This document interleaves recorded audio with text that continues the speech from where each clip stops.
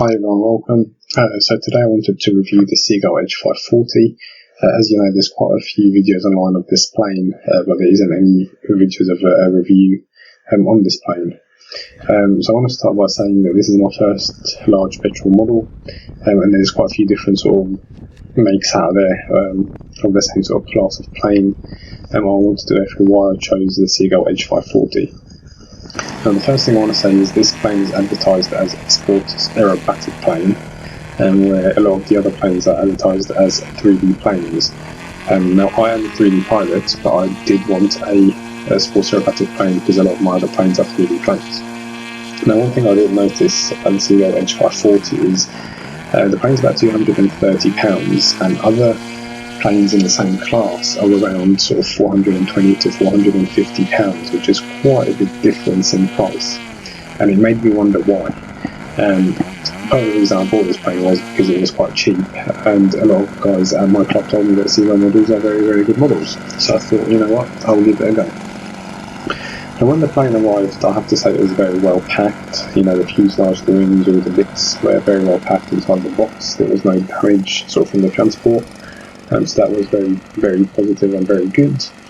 The plane itself was very well built. It seemed like the quality of the build and the wood and so on was very good, and it seemed like very, very strong build as well, which was definitely positive.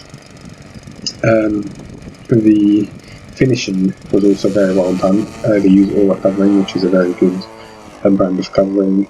And it was very, very well done. There were no bubbles or anything like that. It was really, really nicely finished. The plane looked really well built, really well finished, and you know, they've done a good job on that. So well done, Seagull. The user manual was actually very easy to read, and it was very clear, and there was nothing really tricky about it. I read it a few times before I put the plane together, but like I said, it seemed really, really clear. And as I started to put the plane together, the plane fitted together really well. You know, the fin, the rudder, the tailplane, everything just fitted together so nicely. The holes for the servos were pre-cut, and they were just a little bit too small, which is quite good because you can sort of just fold the wood and make it a little bit bigger. I'd rather have it that way than the holes being too big and try and sort of make the hole smaller to fit. So again, everything went together so well. The hardware that came with it, like the bush rods, the purple wire, was quite decent quality, and I used it all, and it all seemed to work really, really well. Now, one thing I wasn't sure about was the CA hinges that came with it. I didn't know for such a big, powerful plane if CA hinges were going to be good enough. I had a lot of mixed sort of reviews on whether I should use them or not.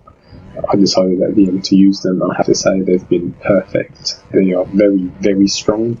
They're not going to come off in the air, and they give you plenty of movement, and they're very sort of easy to move, so they don't put any pressure on the servo. So guys, if you are thinking whether to use the CA hinges that came with the model or sort of using epoxy hinges, use these CA hinges. They are very, very good.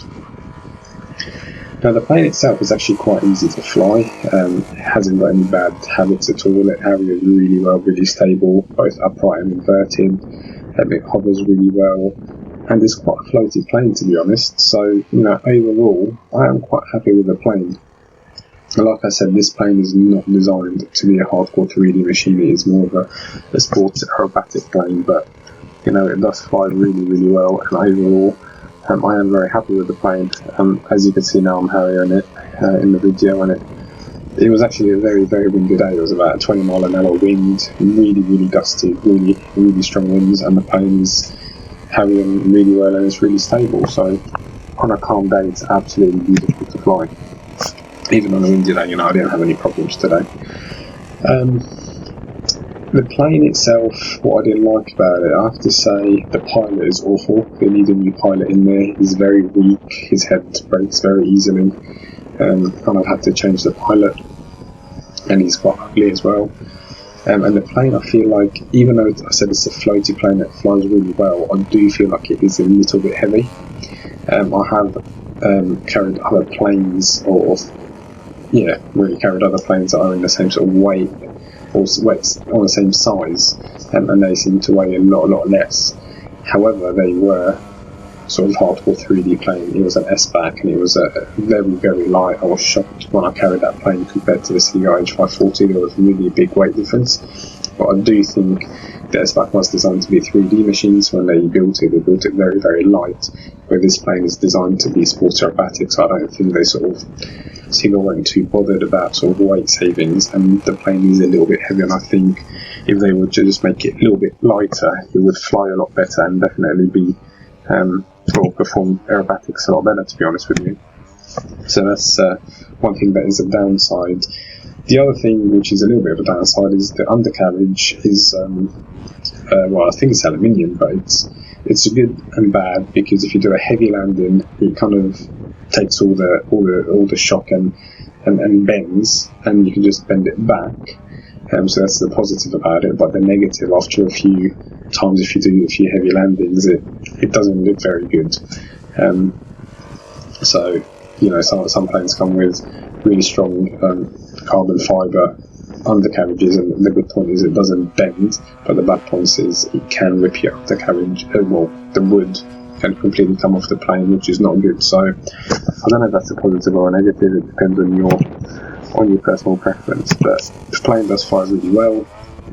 The knife edge is quite well as well, but not perfect. I'm not 100% happy with the knife edge. It seems to drop a little bit. Now I've put the OS 33 GT engine in there, petrol engine, and I have to say it's quite a good engine. It's the most expensive in this sort of size, and that's the reason I got it, because it was meant to be very, very reliable. Now, I had loads of problems with it, but it was all my fault. Like, I didn't tighten the spark plug enough, so no one could tune it, and I had loads of problems with it, and it cut out on me on a very low Harrier, and the plane sort of just flat sky and crashed, and I had to rebuild the whole front again. But that was my fault. Once I realised that, and I tightened the spark plug, I then thought the higher needle was a lower needle, and the lower needle was a higher needle, and I ended up thinking that I was adjusting the higher needle, but actually I adjusted the lower needle and made the low end quite bad, and it kept cutting out again. But once all these problems got sorted out and the engine was tuned properly, which it is in this flight, the engine runs really, really well. It is extremely reliable, and it doesn't have any bad tendencies. I completely trust it in the hover and the Harrier. It runs really, really well. The only thing I'm going to say is that this engine, for sports aerobatic for this plane, it's good enough, but it's not perfect. It pulls out of a hover, it will climb vertically out of a hover, but not at the speed and the rate that I'd like it to be. I think again is because this plane is built a little bit heavy, and it's built more as a sports aerobatic plane rather than a 3D plane. I think if you want to do a hardcore 3D plane with it, I think you'll need a much bigger engine. A 40 or maybe even a 50cc engine in there would probably do the job and make it a lot better, to be honest with you. But the OS 33 GT, I'm not annoyed from it. It's a good engine. It does everything that it needs.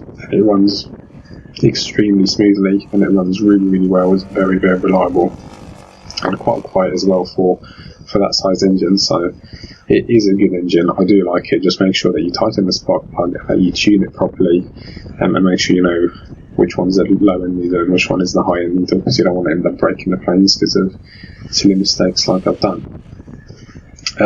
Is the Seagull Edge 540 worth the money? Definitely. For £230, it is definitely worth the money. If you're after a hardcore 3D machine, then this plane is not for you. But if you want a sports aerobatic plane that will do 3D as well, then this plane is a very good plane. It's a big plane, and it's also it's very easy to fly and doesn't have any bad tendencies at all, and does 3D and sports aerobatics. So overall, well done Seagull, you've done a good plane, and I recommend it. Thank you.